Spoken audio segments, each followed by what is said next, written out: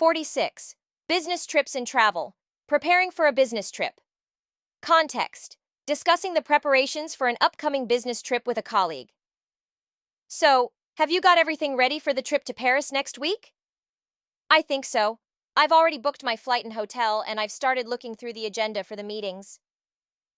Great! I also recommend confirming the details with the client before you leave, just to make sure everything is still on schedule. Good call. I'll email them today. And what about the presentation materials? You might want to double check that everything is up to date and accessible on your laptop or cloud storage. You don't want any surprises at the last minute. I'll do that now. Anything else I should prepare for the trip? Maybe familiarize yourself with the city a bit more.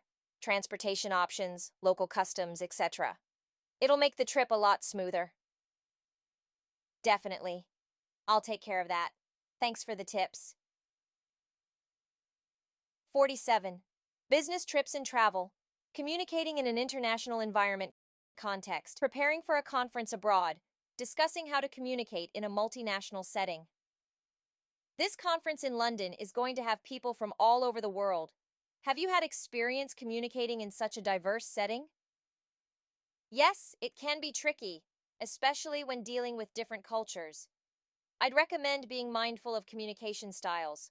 Some cultures are more direct than others. Good point. I've heard some countries prefer more formal communication, while others are more casual. Exactly.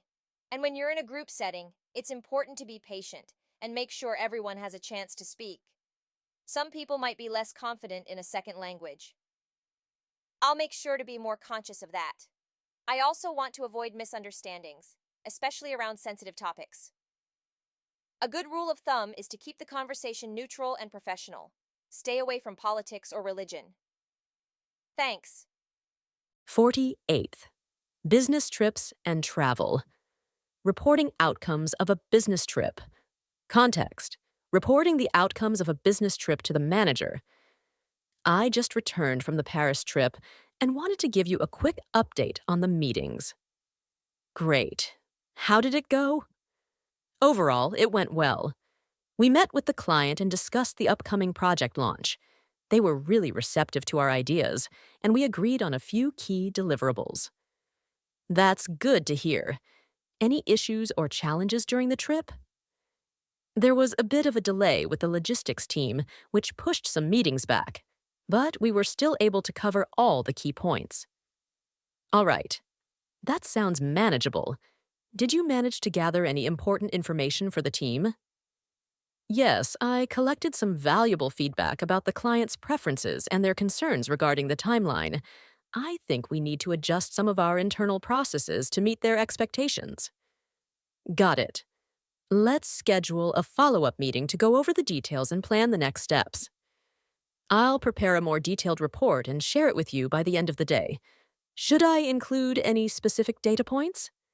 Yes, include the project timelines and any changes to the scope. It'll be helpful for us moving forward.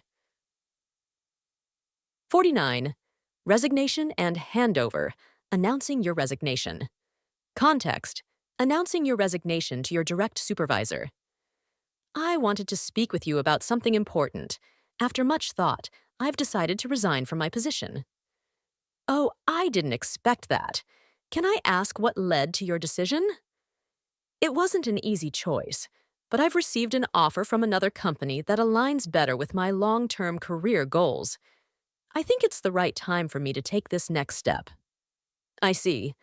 While I'm sad to see you go, I understand. When are you planning to leave? I've reviewed my contract, and I'm prepared to give the standard 2 weeks' notice, so my last day will be July 12th. That's helpful. I'll need to start planning for your transition.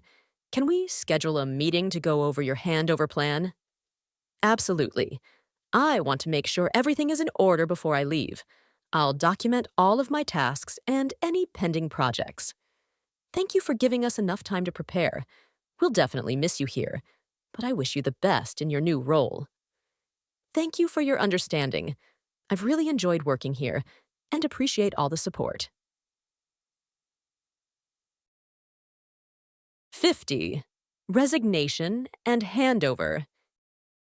Handover tasks. During a department job transition context, discussing the handover of tasks with a colleague before leaving the department. David, I wanted to make sure we're on the same page about the tasks I'll be handing over. I've written down everything that's in progress and what needs to be done. I appreciate that, Anna.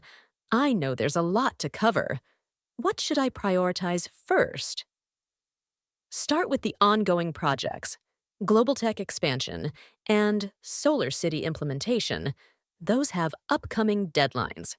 I've outlined the remaining steps for each. Got it. Anything specific I need to watch out for with these projects?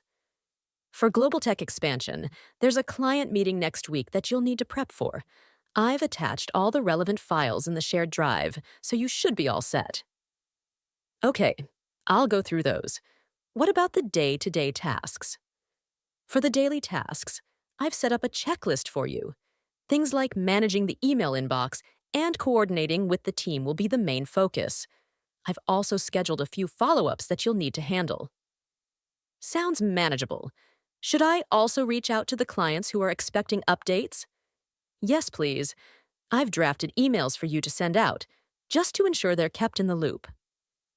Thanks for preparing everything so well. I'll make sure to take over smoothly. You're welcome, David. If you have any questions, don't hesitate to ask. I want to make this transition as easy as possible for you. I'll keep you updated as I go through the tasks. Thanks again for your help.